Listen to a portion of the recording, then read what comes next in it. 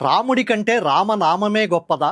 సాక్షాత్తు ఆంజనేయ స్వామి రాముడితోనే అన్న మాట ఇది. అసలు ఒక తండ్రిగా దశరథుడు, ఒక తల్లిగా కౌసల్య, ఒక శిష్యుడిగా హనుమంతుడు, వీళ్ళందరికీ దక్కిన ఆ అదృష్టం వెనుక ఉన్న మర్మం ఏమిటి? త్యాగయ్య తన కీర్తనలతో ఆ రహస్యాన్ని ఎలా ఆవిష్కరించాడో తెలుసుకుందాం.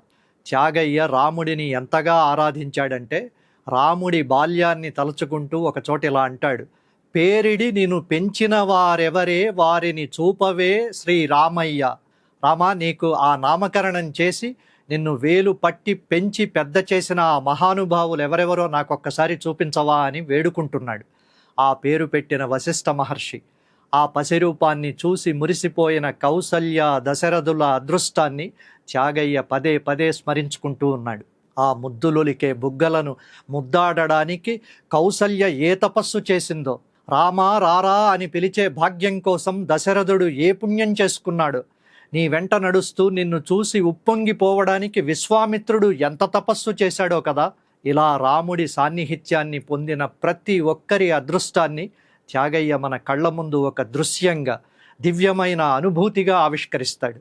ఆ అనుభూతిని మనకు కలిగిస్తున్నాడు.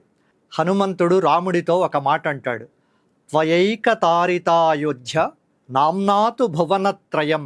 రామా, నువ్వు సశరీరంగా ఉండి కేవలం ఒక్క అయోధ్యను మాత్రమే పాలించావు, రక్షించావు. కానీ నీ నామముందే అది ముల్లోకాలను రక్షిస్తోంది, తరింపచేస్తోంది.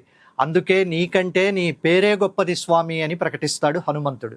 అందుకే సముద్రాన్ని దాటడానికి రాముడు వారధి నిర్మిస్తే, హనుమంతుడు కేవలం రామనామంతోనే సముద్రాన్ని లంఘించాడు.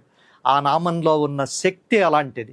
త్యాగయ్య కీర్తనలు చదివినా, హనుమంతుడి మాటలు విన్నా మనకు అర్థమయ్యేదొక్కటే: రామనామం అనంతం, అది కాలాతీతం.